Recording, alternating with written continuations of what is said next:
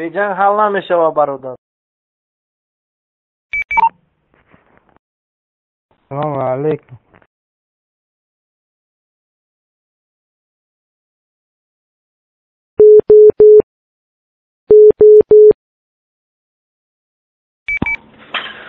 برادر عزیز از شما خواهش میکنم برادر کاریدور بتین که برای مرحمت چی کنن گپ زنن. برادر رستم دوستانی مرحمت سخن بگین.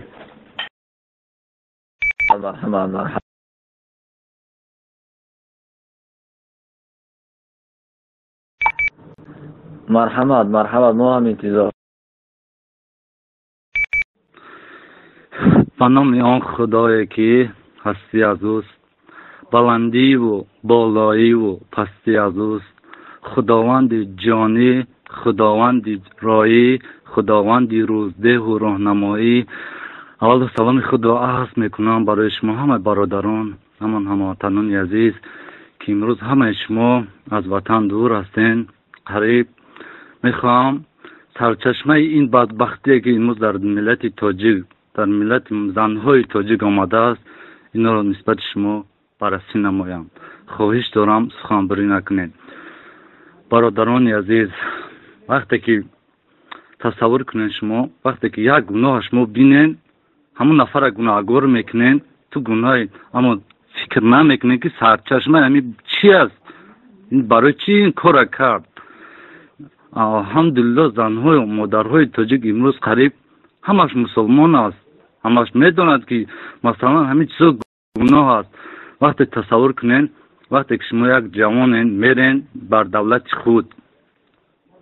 خود میرین، مثلا اویلادار میشین، قطعی همون زنتون اگر یک ماه دو ماه زندگی میکنین، پس میگردید باز با همین مهاجرت. مثلا در روز فرزند شما تولد میشوند، شما در روز تولد فرزندتون در اونجا حضور ندارین و بعدا یک خیالت اومده باز به وطنتون بر نمیگردین. مثلا با یکون سبب یا خدا نکنه یکون تا مثلا هلاک میگردین در این دولت، پس زن شما چی میمونند؟ کی میمونند؟ او را کی یاردم میدهد؟ این رو باید قضاوت کنید. با خدا قسم بیا برای شما ما یک قصه واقعی که من این چیز رو دیدم برای شما یک چی نقل کنم. وقتی که من دانشجو بودم، شبانه روزی تاکسی کار میکردم. بعد وقتا شب بود، ساعت 12 شب، وقت از یک گوشه همون دوشنبه گذر میکردم، یک دختر وقتی مرا من کرد، روزی در ساعت 12 شب من نمیخواستم دختر جوان رو مثلا در تاکسی سوار کنم، لیکن اول شدیدن بسیار بد بود.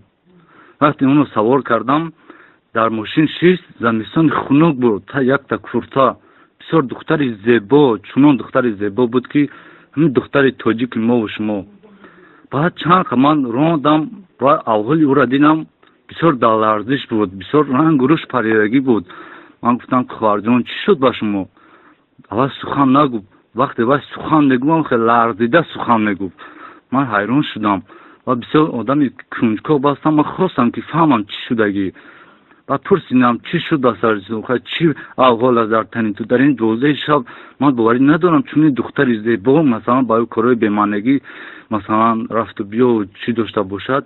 بعد گفت که نه اکا جان شما مرا خطا نفهمین. وقتی شما مرا گفتین که من باوری ندارم در این شب مثلا با دخترای بیمعنی گفتم مرا هم خیلی تصور کردین، من مجبور میشم که برای شما نقل کنم.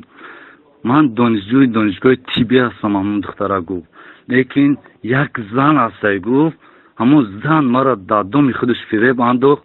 گفت اگر همین فرمان های مرا اجرا نمیکنی تو از دانشگاه خارج میشه. گفت دختر بس 19 ساله بود. گفت که اگر همین فرمان های من اجرا نشود تو از دانشگاه خارج میشه و نابود کرده میشی. بعد من حیران شدم شما کین گفته؟ بعد گفته که با چند قدم مقدار مبلغی برای تو میتیم اون مثلا اون جوان دختر با واسطه کوتا پرزیدنت اومده داخل شهر بیچاره از دهات، نمیدونم نام دهات چه خواهش کردم نگفت ماده.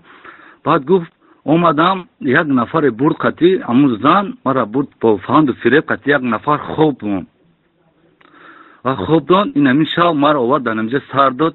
دیدم در دست پولی دوار. گفتم این پلوره کی داد؟ گفت که هم نفر رو دادو. گفت که بر سلامتی برقرار کو. و من گفتم خواهری عزیز اخی این حیا این شرم است اخی چی کار کردی تو؟ او اکا جان من چم نمیخواستم نکی من خیلی ضرور موندم کار کردم. من نمیکردم از دانشگاه خارج میشدم و چند ماشین بود که از قفای من میگشت چند روزا. این کار یک هفته من از قفام گشتم که من روزی خوشم ندیدم. پس کی کردم این کارا؟ گفت که ایشان بگم تا که اون نفر مرد قطعا کار کرد زوری یگان نفر تاجیک نمیرسه با اون نفر. من گفتم خواهش دارم بگم من سخن شما کسی دم نمیرسونم. این سخن وقت شما ما گفتیم باور کن من علم کردیسه کنی بگو که هم نامرد که ترم کرد همین خدر خواهش کردم نگفتم سخن با ما که ما قطعی کی کردم میکره.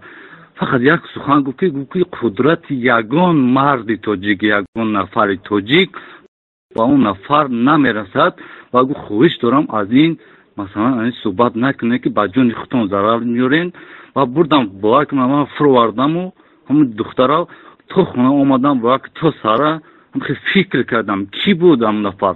ممکن یک کارکنی دولت بود، ممکن جناب عالی بود، ممکن پسر جناب عالی بود، کی میباشد؟ این کیان کارکنای دولت بود کدومشم دختر بیچاره امروز به روزا. او دختر کی بود؟ خواهر ما و شما بود. خواهر ما و شما بود که امروز اون نفر به این روزا کشیده واردش. اما شما امروز یک خیانت یک مثلا دختر تویشا میبینید گناهگارش میکنید بگیرین کلاش آباد روشن یا بگیرین موی سرش خیکنین نه برادرم. سبب چیز؟ و خدا قسم همین مردهای تاجیک بسیارش نگاه کنین که ما ملت تاجیک چقدر سرفرزندیم. در اویله ما چقدر مثلا 4-5 فرزند تولد می شود. یا هر یک ملتی هر یک مرد یا هر یک زن تاجیک نگاه کنید در اویلهش 4-5 فرزند با دنیا هست مثلا زندگی میکنند یا خدا با او دادگی. نیکی نگاه کنید که چند پیش نمیریم 8 میلیون 7 میلیونیم هیچ نیکی پیش بریم. سبب چیز؟ اگر یک کودک در تاجیکستان تولد شود 5 نفر دیگه مرده مسخره روی میکنند. 5 نفر مرده دیگه مسخره روی میکنند. اونها کیست؟ اونها زن دارن، ما فرزند دارن. همین خداوند یک وقت یک استاد داشته میگفت که خداوند همه وقت در همین دنیا زن قطعی مرد یک آفریدگی است. یعنی که بستر هر یک مرد یک زن آفریدگی است. امروز چی به زنهای ما مثلا به شوهر میمونند؟ چیه؟ مردای ما امروز اونها رو با زنی میگیرن اومدن در مسکو بیچاره هلاک میگردد یا نابود میشود یا که هم شرایط زندگیش قطعی بوم میاد. قطعی اگه دختر روز نکاح میکند هم خیلی سراغ نمیکنند. او بیچاره هم شوهر دارن او هم زندگی میخوان او هم درباره زندگیشون بودن میخوان. امروز یه چند بدبختی دیگه هست که زنهایی که مثلا صاحب شوهر هستن شوهرهاشون در روسیان اینها رو من یک چند تا مثلا با گوشه خودم شنیدگیم داشت فرزند دارن باز با مردهای دیگر مثلا رفت و بیا میکنن زنا میکنن. اینو چی بدبختی است که ما مسلمانیم خیر برادران عزیز. او زنهای ما را میفرمایند که شوهرها در برامون باشن. او زنها را میفرمایند که در زندگی همیشه دستگیر اونها باشیم. لیکن ما معمولا در غریبی مثلا 1 سال 2 سال نیستیم او زن خیلی چخیر خچه میخوابه. شما تصور کنید زن روسا یا زن دیگر چورکی شوهر دارد باز هم کاری بی‌معنیش میکنن. او زن بیچاره خچه قبلا نمیتونند و از طریق اسلام از طریق دینی مثلا علمی زمانوی هم نگاه کنیم او زن و نمیتونه خچه قبیده.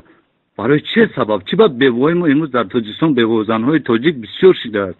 او بیچاره هم زندگی پول میخوان، زندگی میخوان، شکم سر میخوان. او را باید کی بخورانه بشونه؟ دولت ما امروز هیچ کار نیافته. خب جوانها قانون برای ریشاشون ببرین بگیرین مچتا را محکم کنین. اوخی پرزیدنت تو سواد نداری. تو اگر جناب عالی سواد نداشتی تو هیچ گاهی فکر نمیکردی. تو نمیدانی که دولت اسلامی چگونه دولت است. تو نمیدانی که قانون اسلام قانون قرآن چگونه قانون است. تو اگر بدانی که کودک در مسجد رفتن نماز بخونه او از علم دین اسلام برخوردار شود او هیچ گاه دوست نمی شود. اون هیچ گاه راه شب نمی شود. اون هیچ گاه غیر قانونی کار نمی کند. او هم شخص می شود در جامعه که اون که انسانی پاک است او حرام خور نمی شود مثل شما وری. تو یا فکر نمی کنی اسلام هیچ گاه نمی خواه. اسلام تروریسم نیست. اسلام یک دینی است که انسان رو پاک نگاه می‌دارد. اگر با شرطی که تو سه چهار مولای به سعود احمق کردی در تلویزیون سکس شونگی نشون دادی، ما را در دیگر دولت‌های مسلمان شرمنده کردی. خود یک چیز درباره اسلام گپ میزنه، حساب تاجیکستان میگن بیا ما هم تاجیکستان تو نه خود مولایش می به درجه را شرمنده کردن که در تمام دنیا تو تاجیک شرمنده کردی. تو خودت تاجیک نیستی، تو تاجیک نبودی. نه خود یک چیز به معنی یا بگیری در تلویزیون دولتی اجتماعی تو پهن کنی. این چیکاره آخی؟ یا با شما هم چیز فکر میکنیم برادران، شما هر یک کار باید که آغاز اون کارش اندیشه کنید که اینو چی زنهای ما اینو نخواست زنی تاجیک رود در مسکو هم کار انجام دهد. به خدا قسم یک برادر نقل کرد و در شهر الماتو یک منطقهش دگو وقتی که در اونجا همون زنکای فاحشه جمع می شود هر یکش برای خودش با نرخنامه داشتن. مثلا هر یک مرد میخواست پول میداده میبرده.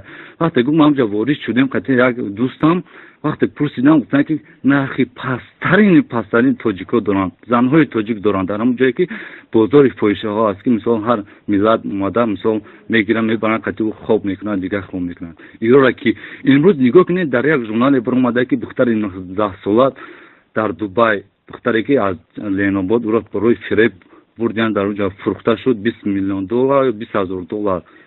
کجا شدن ناموس ما، کجا شد ناموس مردای ما؟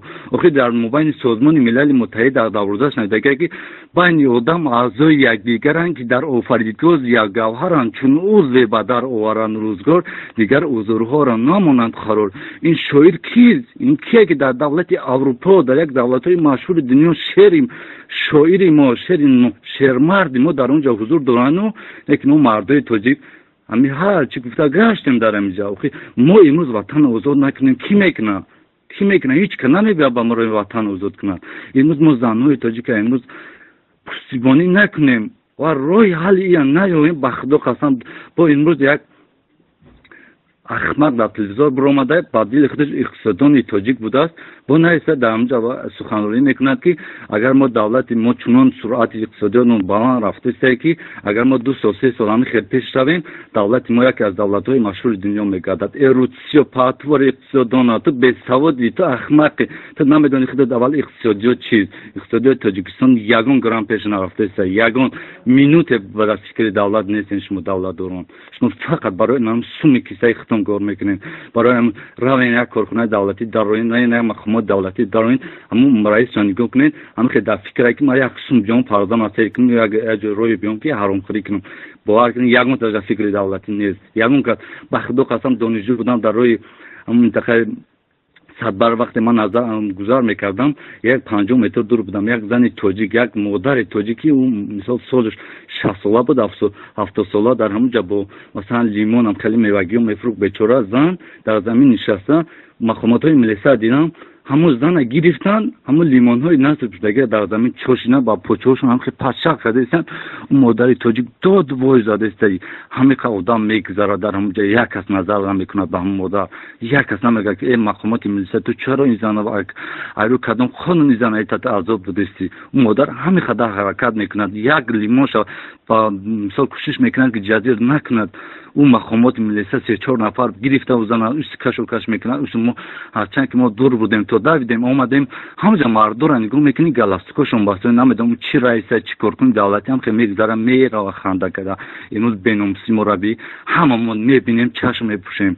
مادر تاجیک نخو تو بگیری بزن اتحاد مقامات ملیسا شما که خرطه ولی چی نه اون مادر ما شما خیلی اومدیم باور کن 2 نفر خاطر همراه هم دوستم بودیم هم کروسم بودیم. وقتی این وقتی اومدیم اون ملیسا را دستگیر کردیم گفتیم شما کدام مقامات کدام قانون قد شما این مادر ایتا کردید؟ اوخی بیچاره زن کودک دارد این نبیره دارد این کودکای گشنه این مجبور مونده که 4 تا لیمون گرفته دمجا فروخته است. شما این اندیشه نمیکنین شما اولیفتون چند میتونن 250 دولت میتونن اوخی شما فکر نمیکنین همین ایکچو میانم 250 میگرفته که شما را بعد پرسیدم هم مادر گفتم چند میشن مثلا همین خدر لیمون های شما همگی گفتی سامان میشه آخر بود کردیم همراه همکوس بردیم دادیم.